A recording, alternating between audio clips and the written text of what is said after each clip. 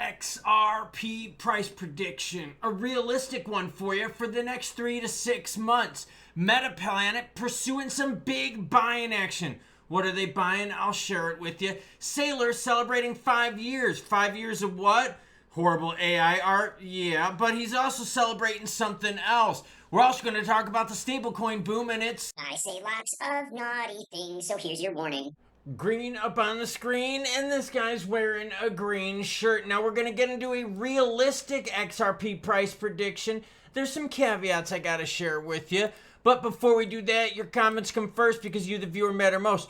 Trick dropped some support on the channel to us. I didn't see the support announcement, but he let me know. And hey, if you did drop support on the channel and I didn't share it, please reach out to me because I'm not getting all the notifications from YouTube. He says towards a paintbrush and sandpaper for the DOY, and a big shout out to Jeremy. Well, thank you. Yes, we're redoing the kids' bathroom. Yes, I have my son and daughter living with me. They got a Jack and Jill bathroom, and I want them to enjoy it as they're adults now. They're picking out the colors, and they're helping us. Dad, son, and daughter project. Benoa says, I had a chocolate and peanut butter nitro stout last night. I love a good stout. I had a nitro stout as well. Mine had a little bit of vanilla in it. It was pretty tasty, I got to admit. What else is happening? Turn North Boy says, True North Boy. Sorry, I said that badly. Dropping support on the channel. Canadian support. Love it. Thank you for the support, kind friend. Appreciated. Bitcoin sitting at 118,000. Screw the charts or screw the heat map. We're going to go right into the news. Sailor celebrates 5 years of MicroStrategy, now known as Strategy BTC buy-in. All right. Strategy's $74 billion stash of using other people's money. According to his latest post on X, Strategy co-founder and executive chairman Michael Saylor marked 5 years of BTC buy-in. Making the winning bet, he said, with an AI-generated tuxedo thing. Oh, it's so cringe. Look, I just wanted to share this because he's been buying this stuff for 5 years. The United States isn't buying anything, but the United States is going to use its confiscated assets for a strategic reserve. Now, Metaplanet wants to buy 30,000 BTC by when? By when? By 2027. Yeah, and they don't own 30,000 BTC, so they're going to have to be buying a whole ton. The point of this is that you're going to see a bunch of players here, everyone, getting in different waves. And now whether they're waves of stablecoin adoption, BTC adoption, altcoin adoption, it's all going to happen in waves. Metaplanet plans to achieve its Bitcoin goals through a series of strategic acquisitions. CEO Simon Garovich has highlighted the importance of aligning with the broader Bitcoin adoption trend by maintaining transparency through public dashboards. Oh, okay. All right. Interesting. What's the big takeaway out of this?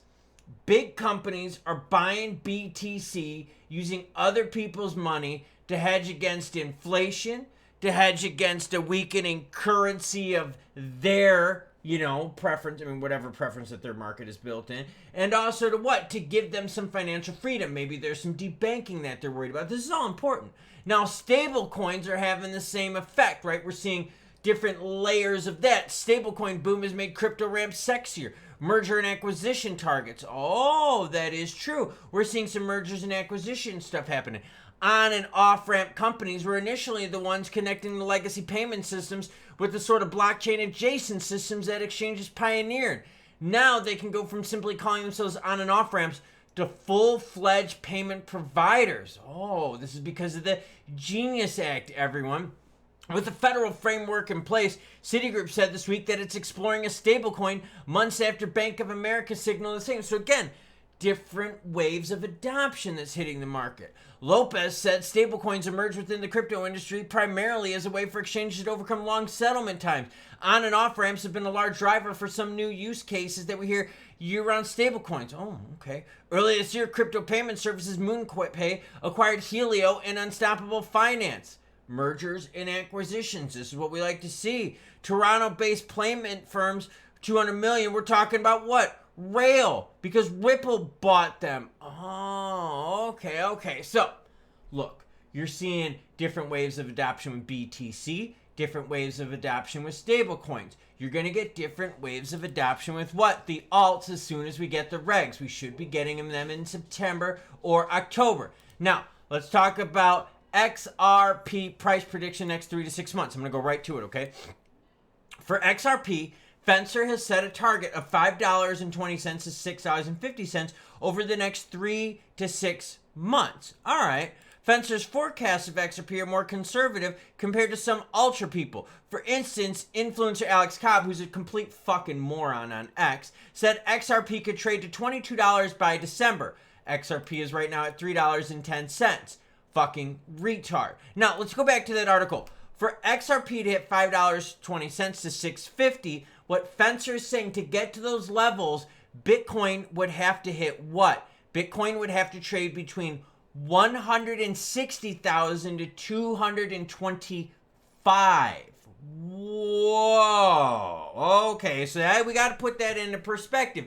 ETH would have to get to the 10,000 to 12,000 range. So, what he's basically saying is, look, for XRP to get to those levels, BTC and ETH would need to make a historic move and to take XRP with it. Basically saying XRP can't do it on its own. What are your thoughts? Can XRP make a run of its own?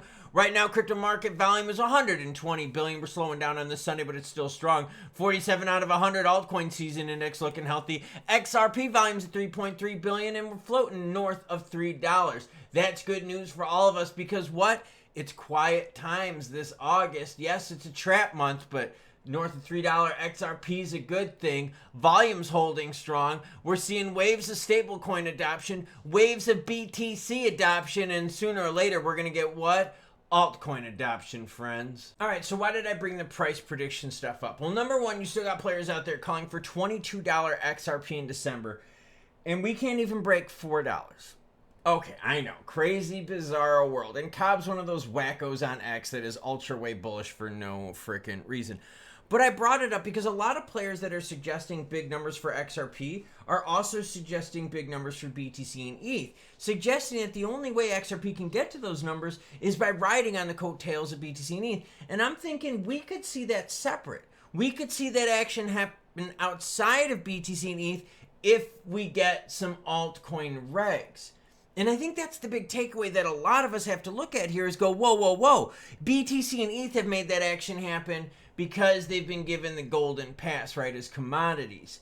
Well, once the alts get regulations, then companies like Metaplanet, Strategy, Riot, and all those other ones out there, then those companies could start buying XRP, adding it to their strategic reserves and get into hodl mode.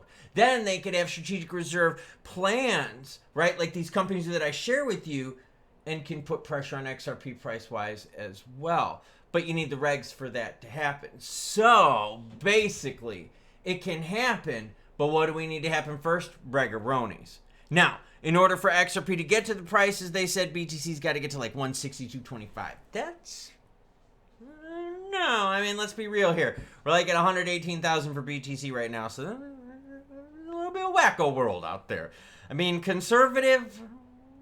I don't know. That's a little wild of a definition for conservative. It's more conservative than what we see because for real, most of the stuff you see on the internet is, oh my God, $10,000 XRP by Friday. BTC is going to $300,000 by the end of August. And you're like, oh, I can't do this anymore. Well, I can, and I do it every day. Now, one other thing to take note of right now is that XRP is doing good despite the big macro news. So, what is that telling us? We've got staying power, and that's important because once we get those regs, once we get those ETFs, once we get those rate cuts, that staying power is going to turn into what? Green money making power, and I like that action. So keep your chin up. Let's get through the month of August and shoot what?